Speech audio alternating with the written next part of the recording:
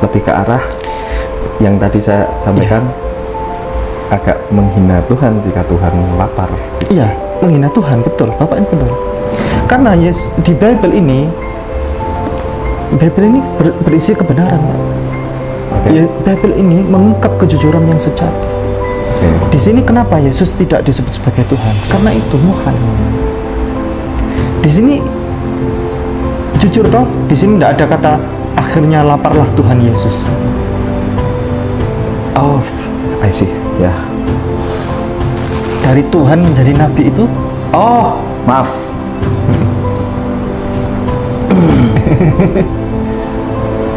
Oke, kalau itu by logic ya just one. ya, Just one, maksudnya pilih salah satu aja. ya, dia Tuhan atau nabi? Kata perempuan itu kepadanya, Tuhan, nyata sekarang padaku bahwa engkau seorang nabi. Kata perempuan itu kepadanya, Tuhan, nyata sekarang padaku bahwa engkau nabi. Bau. Ini Bible penerbitnya sama, Pak? Saya akan berpikiran positif, mungkin saat itu tipe, Pak. Tipe? Ya, saya kan berpikiran positif aja, saya nggak mau ngejudge. Agak shock sih ya. Agak shock. Shock kenapa? Tipenya dulu. Oh, tipenya. Itu kalau saya di kerjaan saya udah mungkin udah diomelin bos habis itu.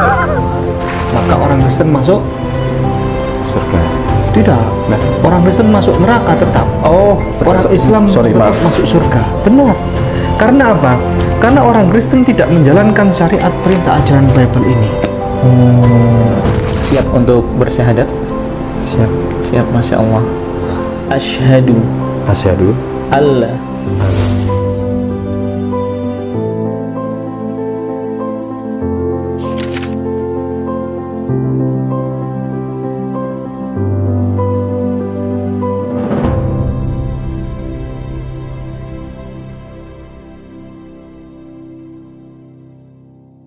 Itu jawaban A atau B atau C itu salah semua, Pak.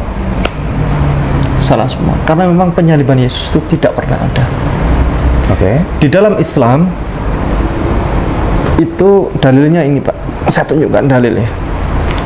A'udzubillahi minasyaitonirrajim. Bismillahirrahmanirrahim. Wa ma qataluhu wa ma salabuhu walakin syubbiha lahum. Artinya ini, Pak, artinya. Dan kami hukum juga karena ucapan mereka. Sesungguhnya kami telah membunuh Isa Al-Masih, katanya. Isa putra Maryam, Rasulullah. Padahal mereka tidak pernah membunuhnya dan tidak pula menyalibnya. Tetapi yang mereka bunuh adalah orang yang diserupakan wajahnya dengan Isa. Ya. Sesungguhnya mereka yang berselisih pendapat tentang pembunuhan Isa selalu dalam keraguan-raguan tentang yang dibunuh itu. Mereka benar-benar tidak tahu siapa yang sebenarnya dibunuh itu, melainkan mengikuti persangkaan belaka. Jadi mereka tidak yakin telah membunuhnya. Oke. Di dalam Islam, Yesus itu tidak pernah disalib, tidak pernah dibunuh, dan dia diselamatkan oleh Allah. Dia ditempatkan di tempat yang mulia. Oke. Di dalam kekristenan, Yesus itu dibunuh, disalib dengan keji, dengan kejam, dengan biadab. Oke. Pertanyaan saya, lebih terhormat mana, Yesus Kristus di Islam atau Yesus Kristus di Kristen? Bapak tadi kan sudah membaca ayat di Al-Quran toh ini, bahwa Yesus tidak pernah disalib, tidak pernah dibunuh. Tetapi yang dibunuh dan disalib itu yang diserupakan wajahnya, dan itulah yang dibunuh dan disalib. Wa ma qataluhu wa ma salabuhu walakin syubbiha lahum. Lebih terhormat mana, Yesus A di Islam atau B Yesus di Kristen?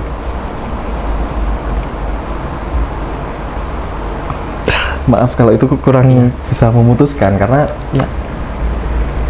pasti ini ada dua sudut pandang yang berbeda, di mana itu terjadi di masa lampau yang saat nggak bisa, jadi nggak bisa menjelaskan juga gitu Iya. loh.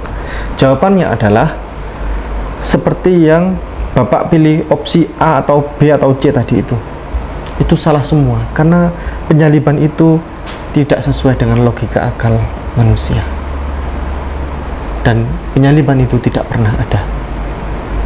Oke. Kalaupun ada, diceritakan di situ Yesus Kristus disalib bersama dua orang perampok kan, Oke. kanan dan kiri kan. Oke. Iya. Pertanyaannya, apakah dua perampok kanan kiri tadi itu masuk dalam kategori penyaliban untuk mendukung upaya penebusan dosa umat manusia? Karena sesungguhnya penyaliban proses tadi itu, ada perampok kanan dan kiri, itu adalah penghukuman. Oke, ya, pastinya. Apakah Yesus Kristus tadi itu mewakili proses penghukuman yang diantaranya itu ada penyaliban para perampok itu, atau para perampok itu mewakili proses penyaliban Yesus untuk menebus dosa umat manusia? Yang lebih masuk akal adalah proses penyaliban itu adalah penghukuman. Pasti proses hukum. Iya. Hasil proses hukum. Oke.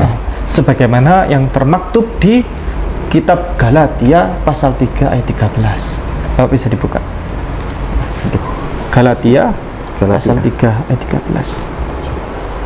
Galatia 3 ayat yang ke-13. Kristus telah menebus kita dari kutuk hukum Taurat dengan jalan menjadi kutuk karena kita, sebab pada tertulis, terkutuklah orang yang digantung pada kayu salib. Jadi orang yang digantung di kayu salib itu terkutuk, ya kan? Itu termaktub di kitab Galatia pasal 3 ayat 13. Sebagaimana dua orang perampok kanan dan kiri, yang itu memang adalah penghukuman. Kegiatan kejadian itu adalah kegiatan penghukuman untuk dua perampok di kanan dan kiri Yesus. Oke. Baik, saya berikan pertanyaan berikutnya. Ketika misal Pak Nadi mau memaafkan dosa orang lain, sahabatnya Pak Nadi yang punya kesalahan banyak kepada Pak Nadi mau maafkan nih, misal ya. Ya, misal, oke. Ya. Bagaimana caranya Pak Nadi memaafkan kesalahan temannya Pak Nadi itu? A. Dengan cara membunuh anaknya Pak Nadi sendiri untuk memaafkan dosa kesalahan sahabatnya Pak Nadi itu, atau B. Dengan cara cukup mengundang makan malam si sahabatnya Pak Nadi itu, lalu sahabatnya Pak Nadi dipeluk,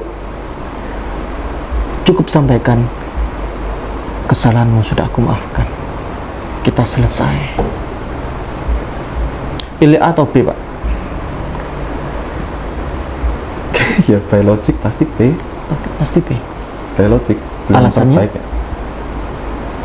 Ya nggak logik dong. Pak Nadi punya anak nih. Iya. Punya anak. Ya kan jadi nggak logik dong. Anaknya Pak Nadi usia 5 tahun misalnya. Mau memaafkan dosa kesalahan temennya Pak Nadi, namanya misalnya Fulan. Ya. Namanya Fulan. Untuk memaafkan kesalahannya Fulan tadi, Pak Nadi membunuh anaknya Pak Nadi sendiri. Ya, nggak ketemu logiknya di situ saya. Tapi di kekristenan begitu, Pak. Ada Tuhan, ya. Tuhan punya anak. Lalu Tuhan mau memaafkan dosa umat manusia, anaknya dibunuh. Untuk dalam rangka supaya dosa umat manusia ini hilang, ditebus. Sehingga anaknya tadi, anak Tuhan tadi dibunuh. Bapak tadi bilang tidak logik, tapi ada sebuah peristiwa seperti itu, ada kejadian seperti itu. Yang lebih logik yang A atau yang B? Ya pastinya B dong. Bapak orang pintar. Bukan rata-rata, Pak. Iya, karena Pak Nadi ketika Tuhan dulu bagi-bagi akal sehat, Pak Nadi ikut angkat tangan. Ya, siapa yang mau akal sehat? Pak Nadi, saya gitu.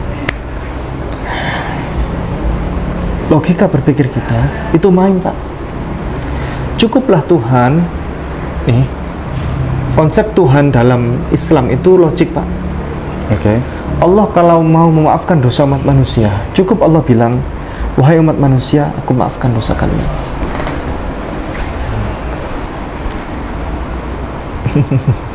Selesai, tanpa perlu membunuh anak, tanpa perlu membunuh siapapun. Oke. Ya itu sesuai logik sih. Ya sesuai yang saya mengerti sih. Ya. Pertanyaan berikutnya, Pak, lebih logis mana? A. Tuhan lapar, B. Tuhan tidak pernah lapar dan kekal abadi.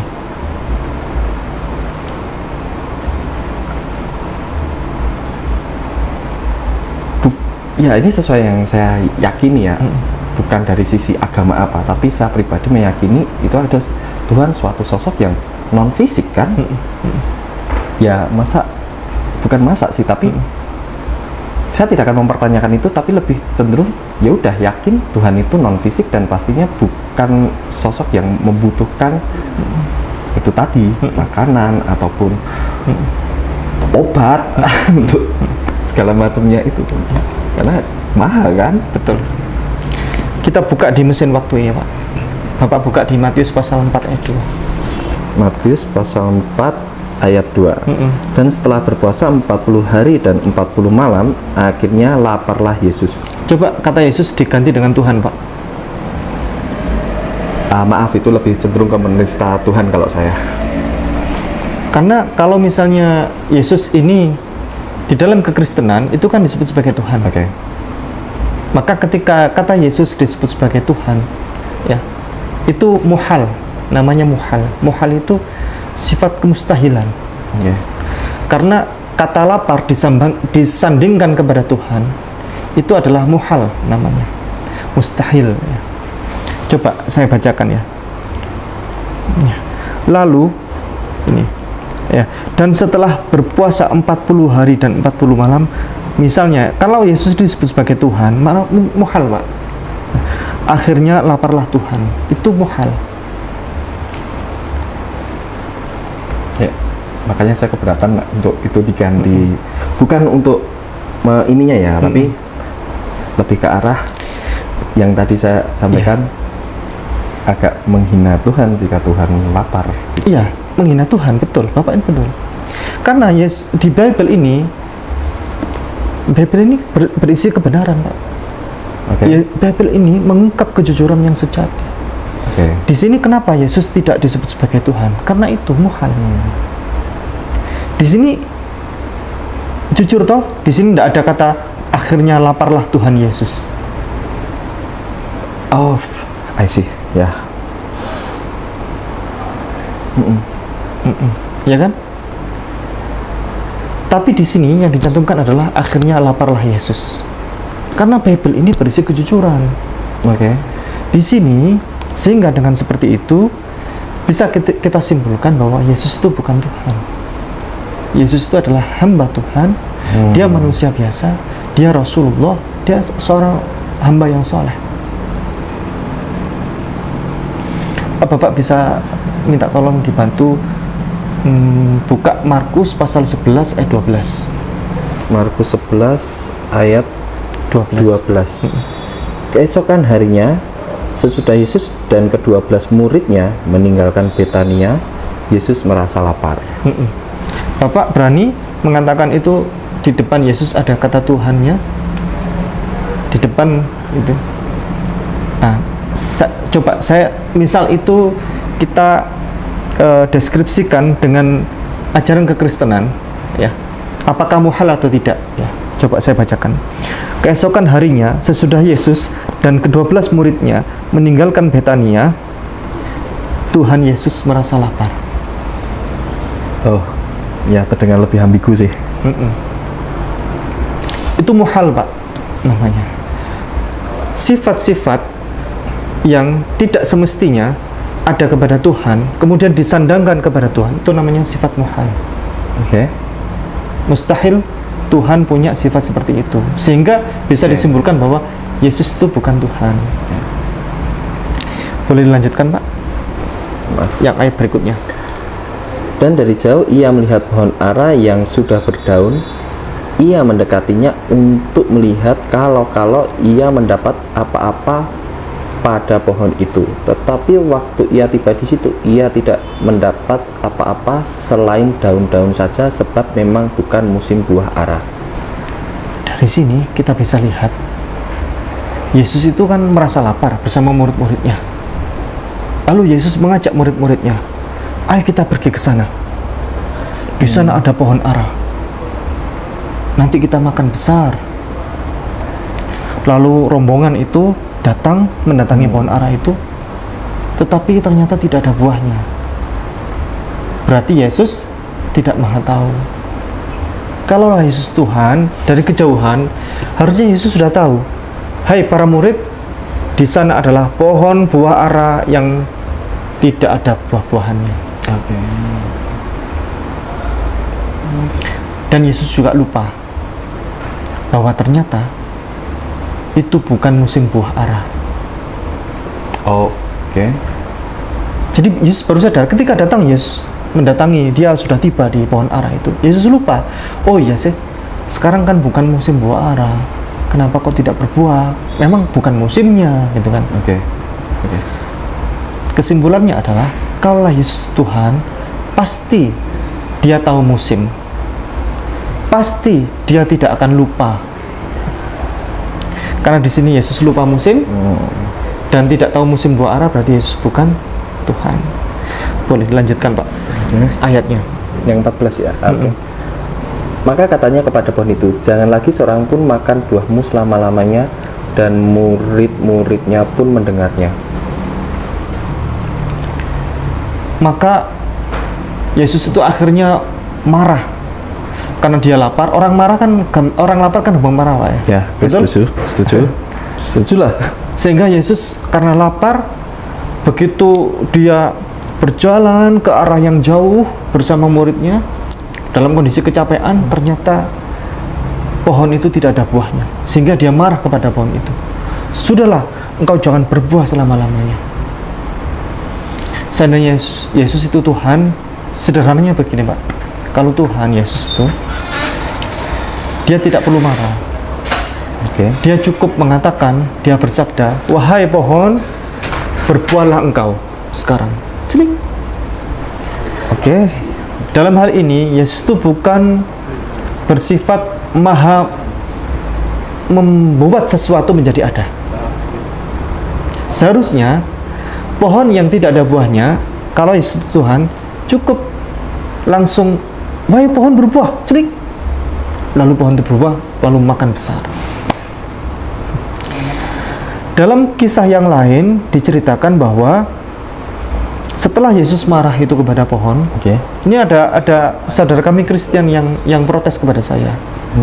Kan di kisah yang lain ya, itu diceritakan bahwa Yesus itu mengumpat pohon itu, lalu pohon itu akhirnya tidak berbuah selama-lamanya. Itu sebenarnya, Pak, itu ilmu sains modern loh. Iya, bahwa kata-kata yang negatif itu berpengaruh besar. Ya, itu sudah dengar itu. Coba Bapak punya pohon durian ya, Bapak umpat itu, wahai pohon durian, dasar engkau pohon yang bodoh, gitu kan. Kalau Bapak tidak percaya, lakukan itu setiap hari. Pohon itu insya Allah, Pak, akan menjadi pohon yang gersang. Itu sering banyak orang membuktikan sudah. Di sampingnya ada pohon yang disanjung-sanjung gitu, Pak. Wahai pohon, kau berbuah yang manis ya, engkau subur ya, gitu. Itu akan menjadi tanaman yang subur. Faktanya begini, Pak, faktanya. Kalau ada orang punya anak, digoblok-goblokan tiap hari. Dasar kau goblok, nak, gitu kan. Kamu itu nggak punya otak, masa gini aja nggak bisa. Goblok. Akan manifestasi untuk di dalam pikirannya, oh ayah saya bilang goblok, ibu saya bilang goblok, teman-teman saya juga bilang saya goblok, gitu kan. Oh berarti saya ini goblok. Ya, itu saya mengerti juga. Itu masuk dalam unconscious mind, ya, dalam pikiran bawah sadar dia goblok, dan akhirnya faktanya dia akan goblok.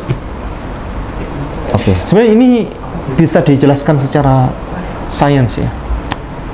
Kalau Yesus itu mengumpat marah-marah kepada pohon itu, ya memang bisa dijelaskan secara sains. Oke. Bukan hanya Yesus yang bisa seperti itu. Gitu. Tapi kalau mengadakan pohon yang awalnya tidak berbuah menjadi berbuah, itu yang tidak bisa dijelaskan secara sains, dan itu adalah wilayah Tuhan. Ya, setuju. Setuju. Nah, dari sinilah kita jadi masuk ke ruang dan waktu di mana Yesus hidup. Siapa Oke. Yesus itu terjadi? Siapa Yesus itu sebenarnya? Menurut Pak Nadi, Yesus itu siapa? A. Tuhan. B. Tuan. Saya akan menjawab biologik dulu, Ya. tidak sesuai keyakinan apapun. Ya. Buat saya itu Tuhan, Sir, maksudnya gentleman, orang, Sorry ya. person. Bukan dari keyakinan manapun, tapi lebih ke logik saya, person. Bagaimana kalau Bapak buka ayat ini? Siapa Yesus itu sebenarnya? Terungkap dari ayat ini. Yohanes pasal 4 ayat 19. Kata perempuan itu kepadanya, Tuhan, nyata sekarang padaku bahwa engkau seorang nabi. Yesus ketemu perempuan nih, perempuan ketemu Yesus. Oke. Lalu perempuan itu kaget. Oh Tuhan, nyata sekarang padaku bahwa engkau seorang nabi. Ada yang ganjil gak dengan ayat ini? Atau ada yang mengganjal gak dengan ayat ini? Buat saya enggak. Ini ada perempuan ya ketemu Yesus. Tuhan, nyata sekarang bahwa engkau seorang nabi. Enggak ganjil.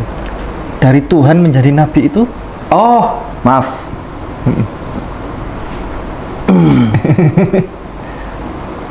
Oke, kalau itu biologik ya choose one. ya. Choose one, maksudnya pilih salah satu aja. Ya. Dia Tuhan atau nabi? Ya, biologik Tapi sih. sang perempuan tadi itu telah Oke. menghina Yesus. Yang awalnya menyebut Yesus itu Tuhan, Lalu diturunkan pangkatnya. Itu dia. Pak Wali Kota, dipeluk Pak Wali Kotanya. Pak Wali Kota, saya sadar ya, ternyata Pak Wali Kota ini Lurah. ketua RT. Bukan lagi lurah, ketua RT. Oke. Ternyata Pak Wali Kota ini ketua RT ya. Ditampar itu sama Pak Wali Kota itu. Pok. Oke. Biologik, ya, setuju sih. Tapi Bapak buka di Yohanes pasal 4 ayat 19. Yang ini Pak, Bible yang tahun 2023 terbaru. Yohanes Pasal 4 yang ayat itu sama 19. ya, 19. Kata perempuan itu kepadanya, Tuhan, nyata sekarang padaku bahwa engkau nabi. Bau.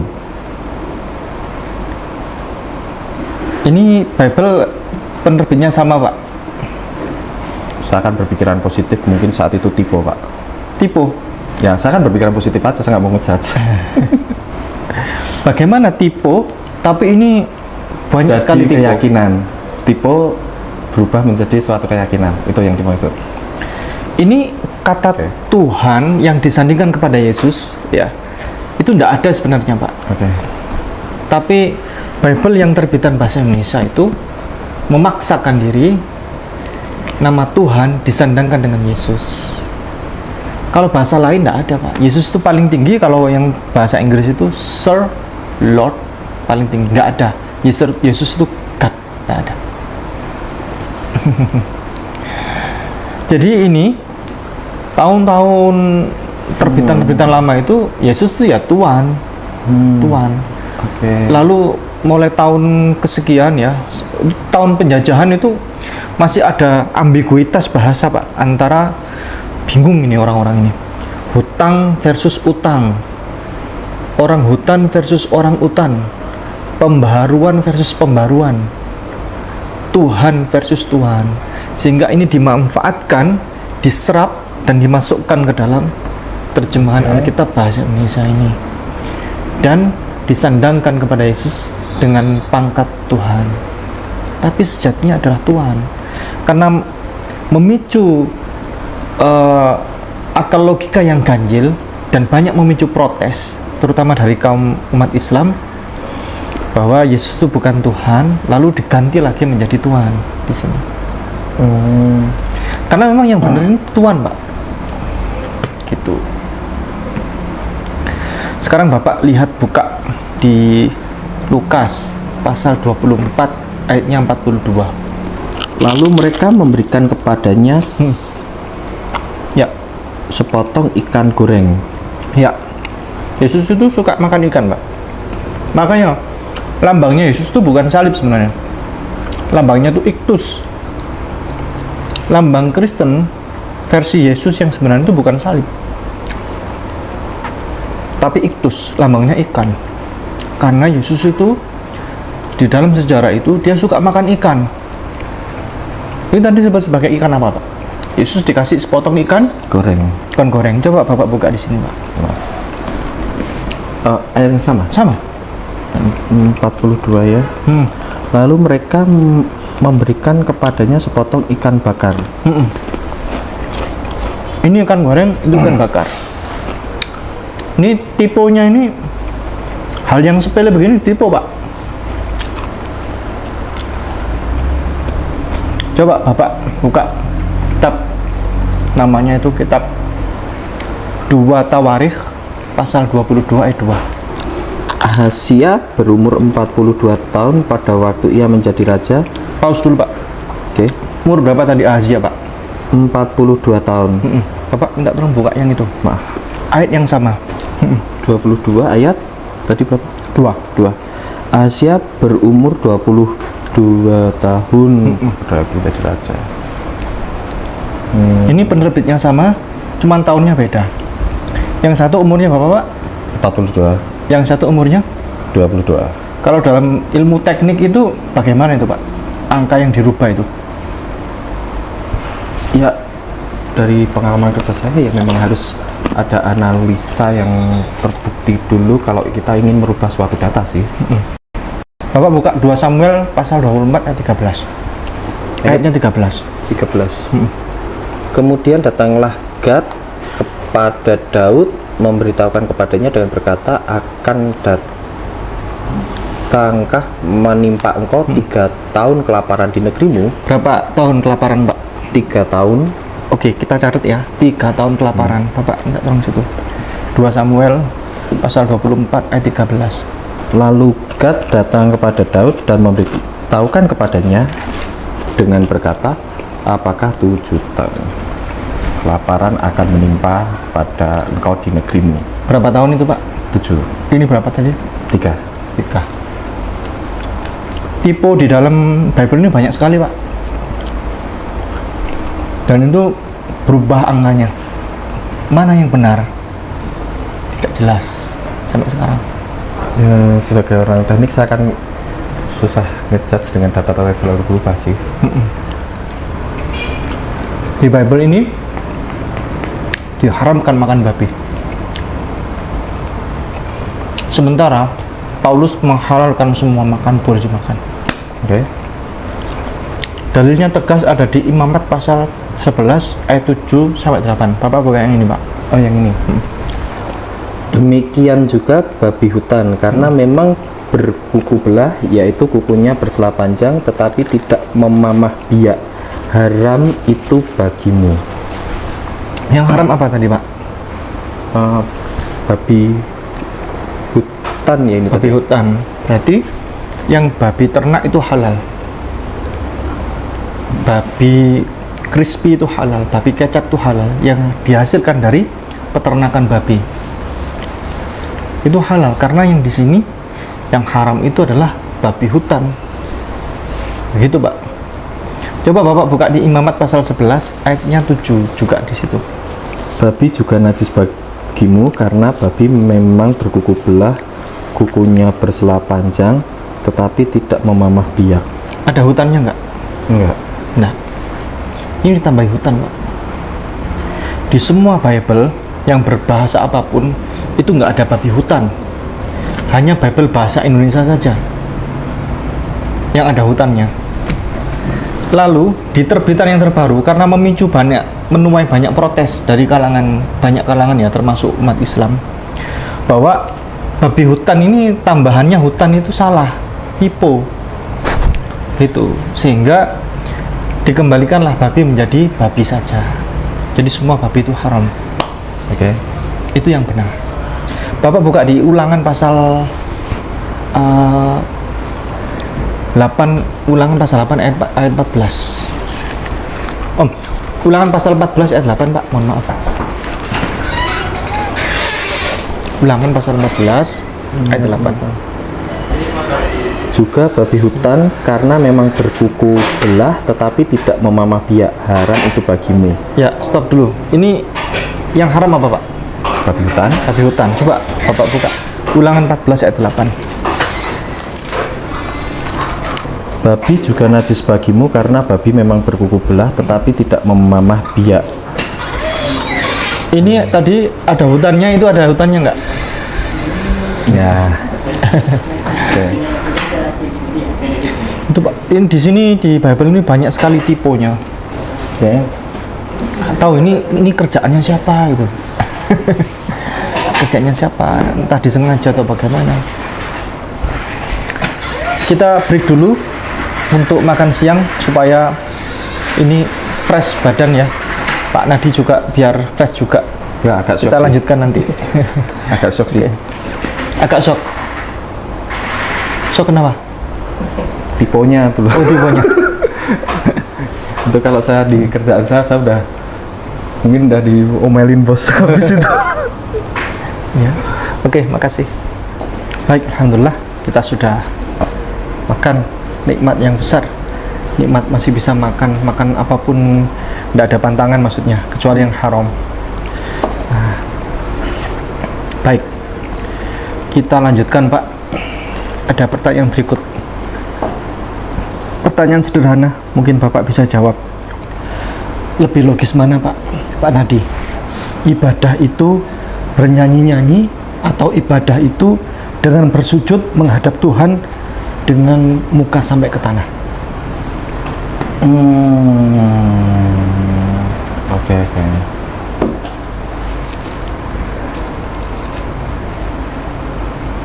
Ini hanya Logik aja.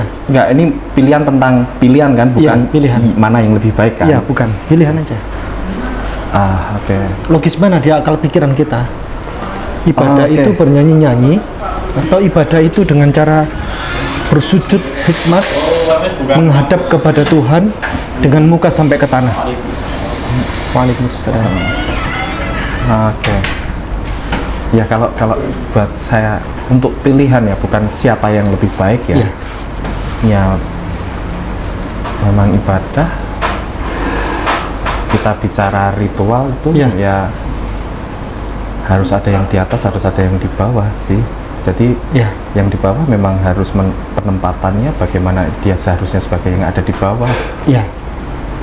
Pilihannya hanya A atau B? Ya itu Sekarang. tadi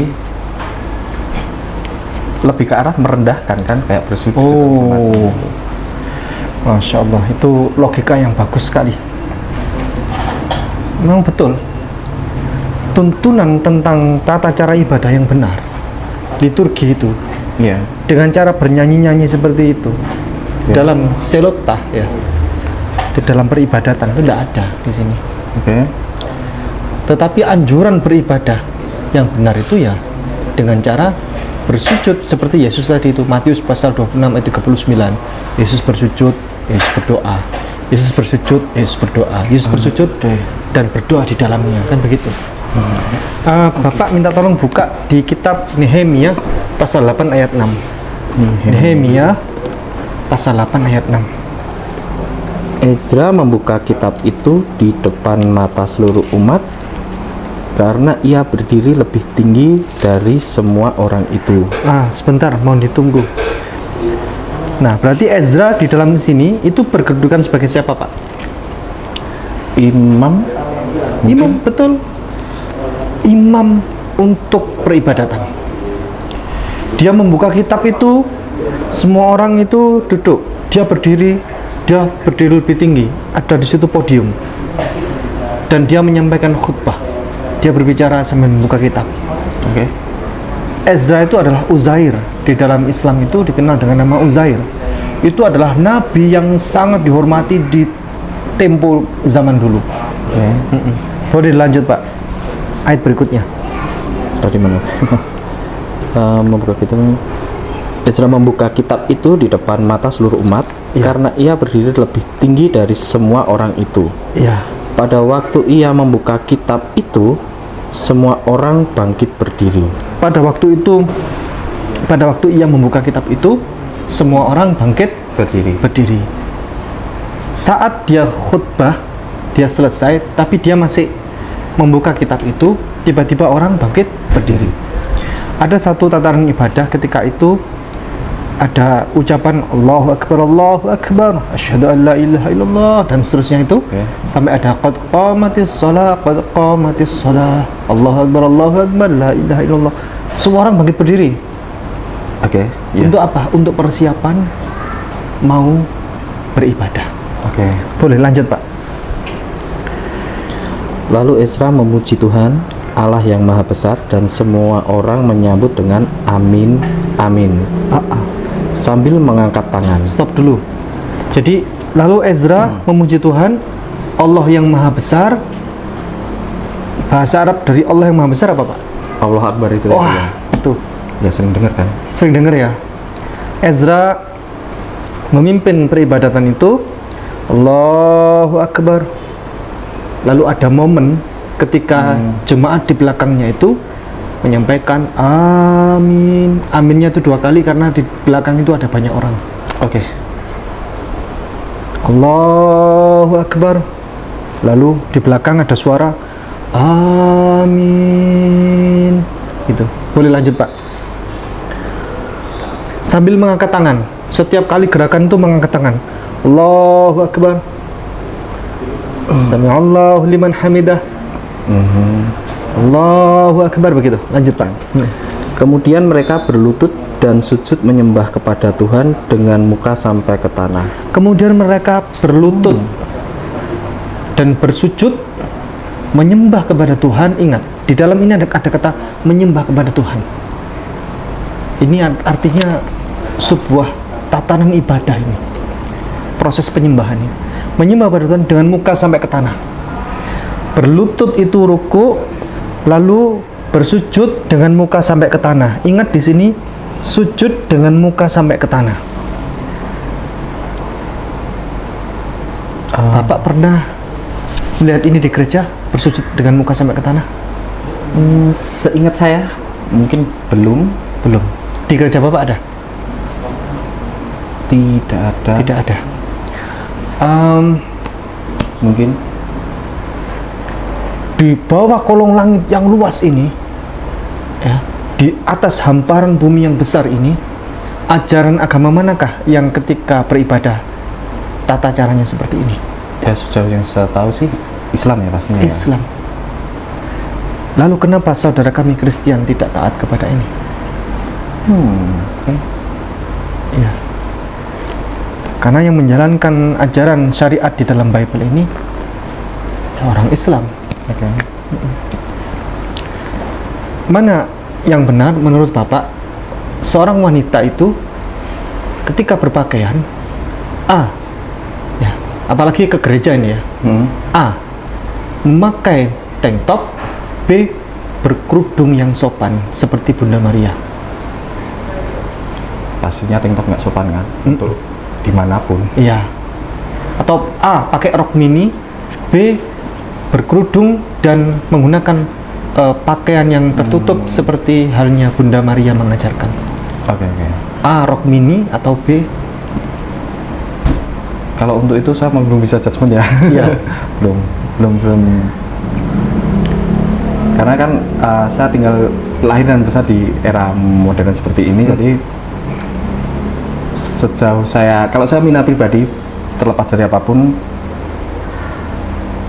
selama itu buat saya sopan, ya udah gitu loh, saya nggak terganggu. Gitu. Tapi di mesin waktu ini Pak, ada aturannya, tata cara berpakaian. 1 Korintus pasal 11 ayat 5-6. Tetapi tiap-tiap perempuan yang berdoa atau bernubuat dengan kepala yang tidak bertudung menghina kepalanya, sebab ia sama dengan perempuan yang dicukur rambutnya. Sebab jika perempuan tidak mau menudungi kepalanya, maka haruslah ia juga menggunting rambutnya. Tetapi jika bagi perempuan adalah penghinaan bahwa rambutnya digunting atau dicukur, maka haruslah ia melindungi kepala. Oh, ya. Jadi hukum tentang tata cara berpakaian untuk wanita itu, ini yang bicara bukan Al-Quran tapi Bible. Oke. Wajib berkerudung. Hukum wajib ini yang sangat ketat. Buktinya apa? Buktinya bagi wanita yang tidak mau berkerudung, maka wajib dicukur habis rambutnya, dibotakin kepalanya. Kalau tidak mau dibotakin, ya berkerudung, karena itu merupakan kehormatan buat wanita. Oke. Siapa yang menjalankan ajaran ini?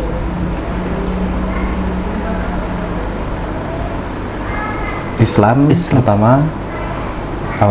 Kalau untuk Kristen kan pastinya yang kayak Ortodoks di paroki seperti suster gitu kan. Kenapa hanya suster? Gak bisa jawab. Maka dari itu, inilah kenapa saya sering bilang, kalau ini Bible ini bisa kita jadikan sebagai pertaruhan kita di akhirat, itu bisa, Pak. Caranya begini, ini logika sains lagi, Pak, bermain. Jikalau nanti Tuhan di akhirat nanti menyatakan ternyata Bible ini adalah ternyata salah, maka orang Kristen masuk neraka, orang Islam masuk surga. Jikalau Tuhan nanti di akhirat menyatakan bahwa Bible ini ternyata benar, maka orang Kristen masuk surga. Tidak. Nah. Orang Kristen masuk neraka tetap. Orang Islam tetap masuk surga. Benar. Karena apa? Karena orang Kristen tidak menjalankan syariat perintah ajaran Bible ini.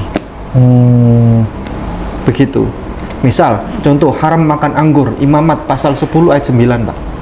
Imamat pasal 10 ayat 9.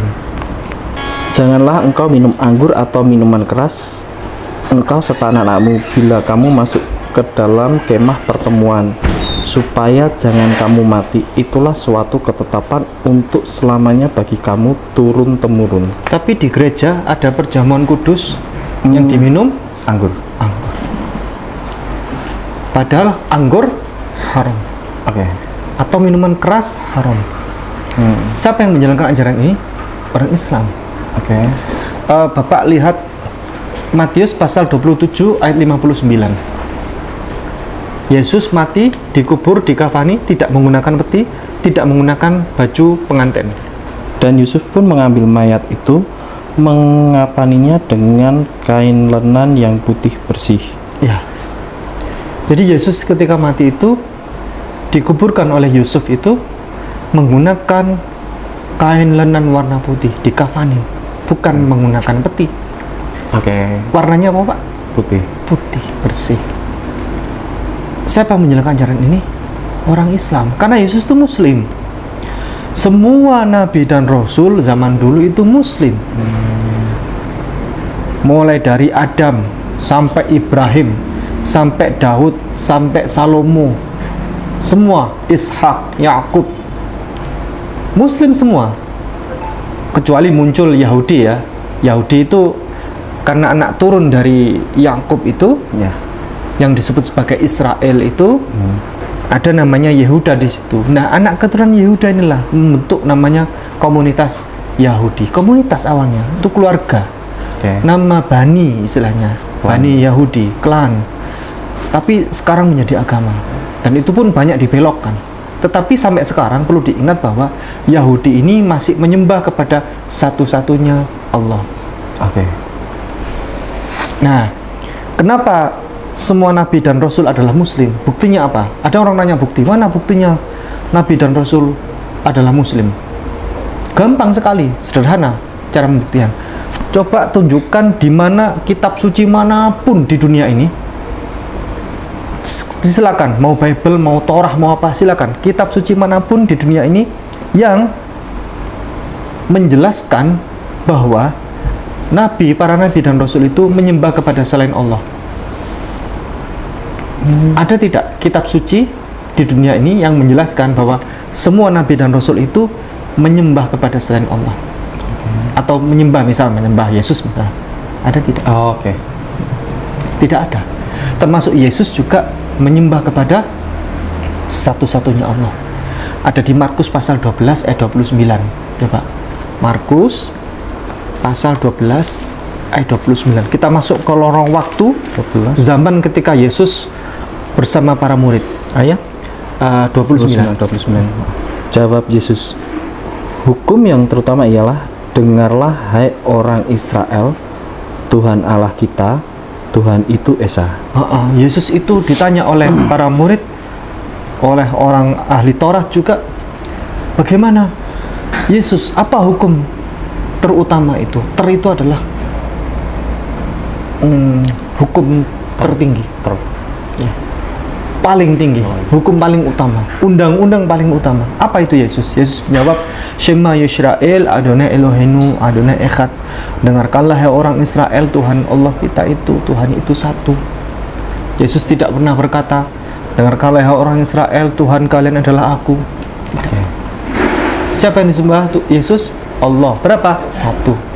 Sama seperti Musa, Nabi Musa. Ulangan pasal 6 ayat 4. Dengarlah hai orang Israel, Tuhan itu Allah kita, Tuhan itu Esa. Itu Musa. Tadi Yesus kan, Markus 12 ayat 29 itu Yesus. Musa juga sama. Musa tidak pernah menyembah Yesus, Musa tidak pernah menyembah berhala, Musa tidak pernah menyembah kepada yang lain. Hanya menyembah kepada Allah, satu-satunya sesembahan. Dengarkanlah orang Israel, Tuhan Allah kita itu, Tuhan itu Echad, Tuhan itu Esa, kata Musa. Nabi Muhammad juga sama. Ya, diperintahkan oleh Allah untuk menyembah kepada satu-satunya Allah yang benar, ya. Surat ini Al-Ikhlas, Bapak bacakan ini Al-Ikhlas. Mohon maaf. Yang nomor 1. Ya. Katakanlah, dialah Allah yang Maha Esa. Katakanlah, dialah Allah yang Maha Esa. Qul huwallahu ahad. Semua nabi dan rasul itu menyembah kepada satu-satunya sesembahan, satu-satunya Allah. Bahkan Yesus pun bersyahadat, Pak. Ada di kitab Yohanes pasal 17 ayat 3. Kitab Yohanes pasal 17 ayat 3. Inilah hidup yang kekal, itu yaitu bahwa mereka mengenal Engkau satu-satunya Allah yang benar dan mengenal Yesus Kristus yang telah Engkau utus. Inilah hidup yang kekal itu, bahwa mereka mengenal Engkau satu-satunya Allah yang benar dan mengenal Yesus Kristus yang telah Engkau utus. Itu syahadatnya Yesus. Yesus bersyahadat. Yesus itu menyatakan diri bahwa asyhadu alla ilaha illallah wa asyhadu anna Isa ibnu Maryam Rasulullah. Saya bersaksi bahwa tidak ada Tuhan selain Allah, dan saya bersaksi bahwa aku Yesus ini, aku adalah utusan Allah. Yang mengutus dan yang diutus sama tidak? Pastinya beda. Beda. Presiden dengan presiden dengan utusan presiden sama tidak? Pastinya beda. Pastinya beda. Presiden mengutus Pak Gubernur untuk menyampaikan risalah, surat untuk disampaikan kepada masyarakat. Gubernur ini presiden tidak?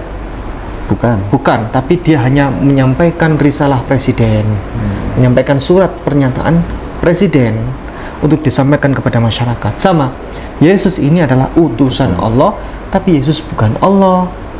Dia hanyalah menyampaikan risalah, perintah dari Allah Subhanahu wa taala untuk disampaikan kepada umat. Begitu. Silahkan, ada pertanyaan? Tidak ada? Tidak ada.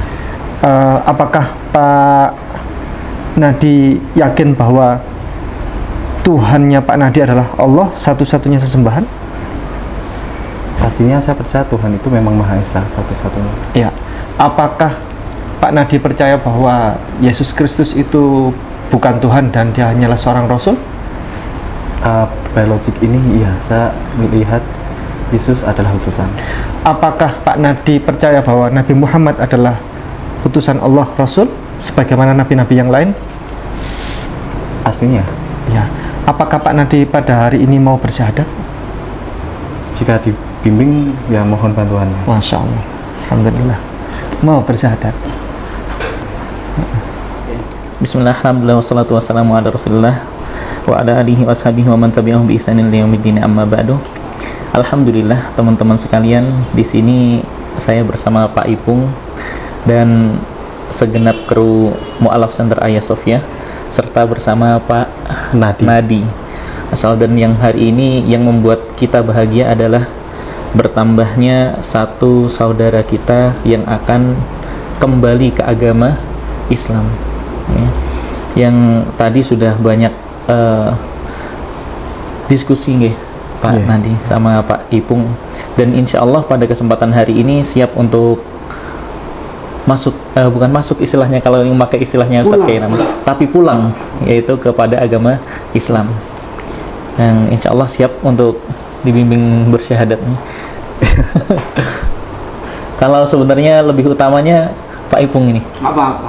Saya minta tolong untuk membina beliau. Soalnya saya kan nggak di sini. Apakah Pak Nadi siap untuk bersyahadat? Siap. Siap, Masya Allah. Kita mulai. Mari.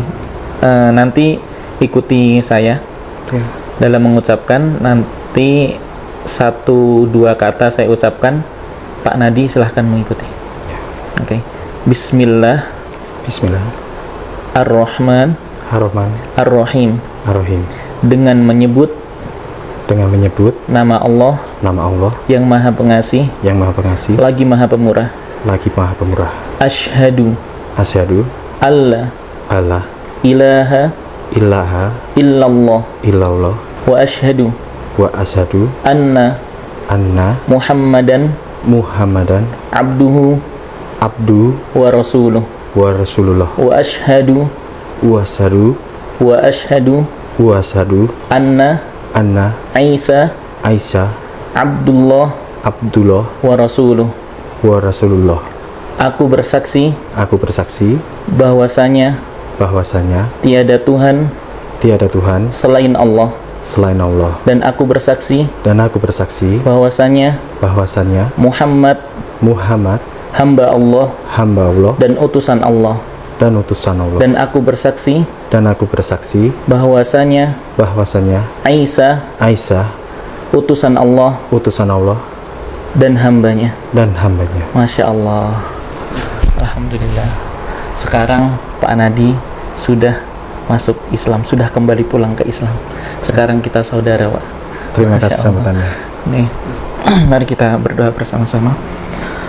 Bismillahirrahmanirrahim. Allahumma arhamna birahmatika ya arhamar rahimin. Allahumma ighfir lil muslimina wal muslimat wal mu'minina wal mu'minat al ahya'i minhum wal amwat innaka sami'un qaribun mujibud da'wat ya qadiyal hajat.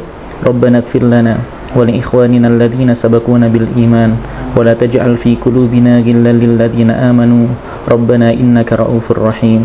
Allahumma alif baina kalimil muslimin. Allahumma alif baina qulubina. Allahumma alif baina qulubina. Allahumma alif baina qulubina ya rabbal alamin. Allahumma ighfir lana wa kaffir anna sayyi'atina wa tawaffana ma'al abrar. Rabbana taqabbal minna innaka sami'ud du'a. Ya Allah, ya Tuhan kami, jadikanlah kami hamba-Mu dan terimalah segala amalan-amalan kami. Ya Allah, ampunilah dosa-dosa kami dan segala apa yang telah kami perbuat dari segala keburukan, ya Allah. Ya Allah, terimalah taubat kami, terimalah amalan-amalan kami, dan jadikanlah kelak kami sebagai penghuni surga-Mu di sisi Nabi-Mu Rasulullah Muhammad sallallahu alaihi wasallam. Amin amin ya rabbal alamin. Baik, alhamdulillah telah berlangsung prosesi pensyahadatan yang khidmat, ya. Yang khidmat penuh dengan berkah insyaallah pada momen hari ini. Sungguh momen yang dimuliakan Allah. Saya merasakan energi yang berbeda pada siang hari ini, karena beliau ini mencari Islam ini sudah sejak lama, Ustaz. Sudah 5 tahun lebih. 5 tahun lebih sudah bimbang tentang kekristenan, sudah bimbang. Dan beliau ini bukan karena menikah, bukan karena mau menikah, ya. Bukan karena minta sertifikat, ya, untuk dijadikan syarat ke KUA, bukan. Tapi memang beliau janjian dengan saya itu untuk dialog. Beliau saya ingin tahu gitu kan, mana yang sesungguhnya terjadi itu apa gitu kan, kenapa kok begini. Beliau sudah lama janjian, sudah sejak Ramadan ya, sebelum Ramadan ya, sebelum Ramadan tahun ini. ya Allah, iya sebelum Ramadan kemarin ini sudah janji dengan saya. Tapi cuman memang waktu kita memang gesekan terus nggak ketemu. Ya, sehingga alhamdulillah pada hari ini sudah berapa bulan nih kita janjian? Ya bisa sebenarnya sebulan lebih kan? Ya, sebulan lebih. Alhamdulillah kita bertemu hari ini, dan kami nanti akan melanjutkan ke Jakarta. Insya Allah akan ada 8 orang bersyahadat di Jakarta, pulang ke Islam. Ini di Solo ini, di Surakarta ini, saya menemukan saudara baru, keluarga baru, Pak Nadi Kantif ya, Pak Nadi Kantif Prasetyo. Saya akan hafal namanya. Kita akhiri omongan kali ini. Saya minta tolong titip kepada Ustadz Amir untuk membimbing beliau selanjutnya. Karena ini sebenarnya titipan yang sangat berat. Karena setiap nanti ini adalah titipan buat antum, ini titipan yang mulia. Karena apa? Ini adalah buat Ustadz Amir penghargaan luar biasa, karena setiap orang yang membimbing mu'alaf, setiap mu'alaf itu mengerjakan kebajikan. Nanti misalnya Pak Nadi mengerjakan wudhu ya, setiap harinya berwudhu, maka Ustadz Amir yang mengajarkan wudhu dapat pahala. Itu algoritma Islam. Tidak ada di agama lain. Setiap kali misalnya Pak Nadi baca Al-Fatihah, yang mengajarkan adalah Ustadz Amir, setiap kali membaca Al-Fatihah, Ustadz Amir yang dapat pahala. Segitu. Jadi kemuliaan Islam itu luar biasa, dan jaminan masuk surga itu terbuka lebar di dalam ajaran Islam ini, terbuka lebar.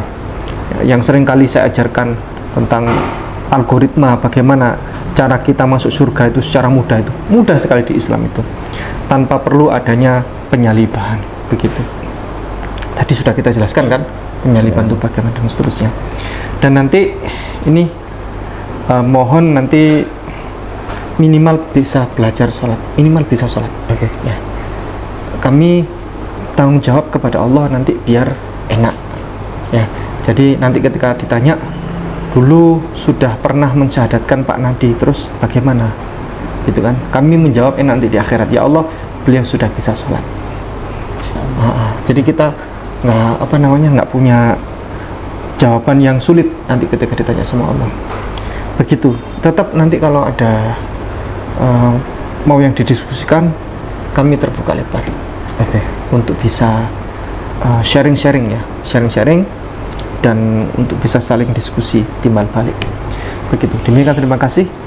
Barakallahu fikum, jazakumullahu khairan katsira. Assalamualaikum warahmatullahi wabarakatuh.